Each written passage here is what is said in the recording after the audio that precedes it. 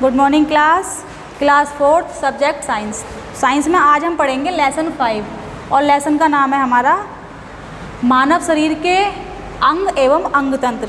तो बच्चों, मानव शरीर के अंग तो सभी बच्चे जानते हैं क्या होते हैं। मानव शरीर के अंग जैसे आँख, नाक, कान, हाथ, पैर, मुंह, ये सब क्या हो गए हमारे अंग होते हैं। अंग तो सभी बच्चे जानते हैं। उसके बाद होते हैं हमारे अंग तंत्र। अंग तंत्र क्या होते हैं बच्चों? अंग तंत्र जो होता है वो हमारे पूरे शरीर के सिस्टम को चलाता है, जिससे हमारा पूरा शरीर नियंत्रण रहता है और उसी की सहायता से हमारा पूरा शरीर बनता है और चलता है। उसको बोलते हैं अंग तंत्र। तो अंग तंत्र में सबसे पहला तंत्र होता है हमारा कंकाल तंत्र। क्या होता है? कंकाल तंत्र।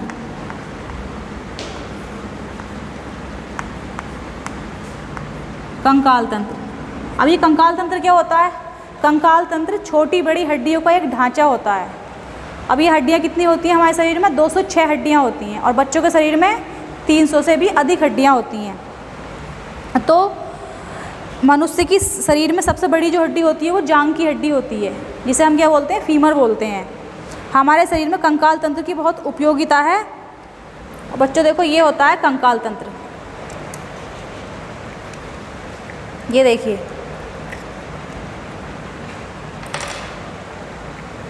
ये है कंकाल तंत्र। तो कंकाल तंत्र में ये जो मेरा हाथ जिस पर लगा, ये क्या होती है? खोपड़ी होती है हमारी। अब खोपड़ी में क्या क्या होता है सब बच्चे जानते हैं। अंग कौन कौन से होते हैं? आँख होती है, नाक, कान, मुंह, सिर पर बाल होते हैं। ये सब हमारी खोपड़ी हो गई। खोपड़ी के बाद ये पीछे देखिए, ये क्या होती है? इसको मेरुरज्जु बोलते हैं, यानी ये रीढ़ की हड्डी होती है। और ये क्या होते हैं? हमारे फेफड़े यानी लंग्स। ये क्या होते हैं? हमारे फेफड़े होते हैं। तो बच्चों, यदि ये कंकाल तंत्र ना हो तो हमारा शरीर को ना तो कोई आकृति मिलेगी और हमारा शरीर ना तो खड़ा हो पाएगा और ना चल पाएगा। तो हमारे शरीर में इस कंकाल तंत्र की बहुत उपयोगिता है। ये क्या करता है? हमारे शरीर को जो एक आवरण होता है, मांस, उसको मतलब ढका रहता है हमारे शरीर को और एक आकृति, निश्चित आकृति प्रदान करता है, जिससे हमारा शरीर सीधा खड़ा भी हो सकता है, चल भी सकता है। तो अगर ये ना होता तो ना तो हम खड़े हो पाते, ना हमारे शरीर को कोई आकृति मिलती। उसके बाद आता है हमारा मांसपेशीय तंत्र। कौन सा तंत्र होता है हमारा? मांसपेशी तंत्र।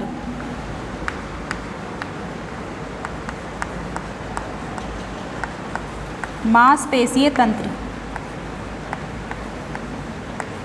अब मांसपेशीय तंत्र आपने देखा होगा, हॉस्पिटल में न्यूरोलॉजी विभाग होता है। तो वहाँ क्या होता है? न्यूरोलॉजी विभाग में जाकर डॉक्टर के पास देखा होगा आपने, एक मॉडल होता है। उसमें क्या होता है? 650 मांसपेशियाँ होती हैं। 650 मांसपेशियाँ तथा जो हमारे शरीर को गतिविधि सहायता प्रदान करती हैं, यानी हमारे शरीर को सिकुड़ती हैं, फैलाती हैं। ये सब क्या होती है? मांसपेशियों की सहायता से होता है और ये हड्डियों से जुड़ी रहती हैं। और 3 क्या होती हैं? हमारी 3 पेशी होती हैं। कौन कौन सी? ऐच्छिक पेशी, अनैच्छिक पेशी और हृदय पेशी। उसके बाद आता है हमारा पाचन तंत्र। पाचन तंत्र। अब पाचन तंत्र क्या करता है? पाचन तंत्र जो होता है हमारे मुंह, आमाशय, ग्रास नली तथा आंत, इन सब से मिलकर पाचन तंत्र बनता है। पाचन तंत्र हमारे शरीर में क्या करता है? भोजन पचाने का कार्य करता है।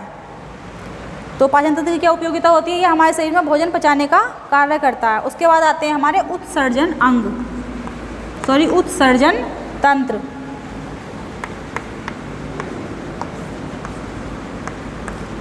उत्सर्जन तंत्र क्या होता है? उत्सर्जन तंत्र हमारे शरीर में जो अपशिष्ट पदार्थ यानी बेकार के पदार्थ होते हैं उनको बाहर निकालता है। तो ये कितने प्रकार के होते हैं उत्सर्जन तंत्र? और जो इसमें जो अंग का काम करते हैं, मतलब उनको क्या बोलते हैं? हम उत्सर्जन अंग बोलते हैं। अपशिष्ट पदार्थों को बाहर निकालने की जो क्रिया होती है उसको हम उत्सर्जन तंत्र बोलते हैं।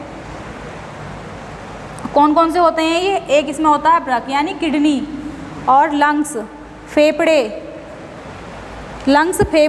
और त्वचा, यकृत। इन सब में प्रमुख कार्य किसका होता है? ब्रक यानी किडनी का होता है। ये क्या करता है हमारे शरीर में? हमारे शरीर में रक्त को शुद्ध करने का कार्य करता है, यानी अशुद्ध रक्त को बाहर निकालता है और शुद्ध रक्त को हमारे शरीर में फैलाने का कार्य करता है। इसके बाद होता है हमारा श्वसन तंत्र। श्वसन तंत्र का क्या कार्य होता है? इसका कार्य होता है सांस लेना और सांस छोड़ना, यानी कार्बन डाइऑक्साइड बाहर निकालना और ऑक्सीजन ग्रहण करना। तो श्वसन तंत्र का कार्य ये होता है। इस तरीके से बच्चों मैंने आपको कंकाल तंत्र, मांसपेशी तंत्र, पाचन तंत्र और उत्सर्जन तंत्र के बारे में बताया, इनके बारे में बताया। इस तरीके से आपको पूरा चैप्टर फिर से पढ़ना है और उसको याद करना है। Thank you.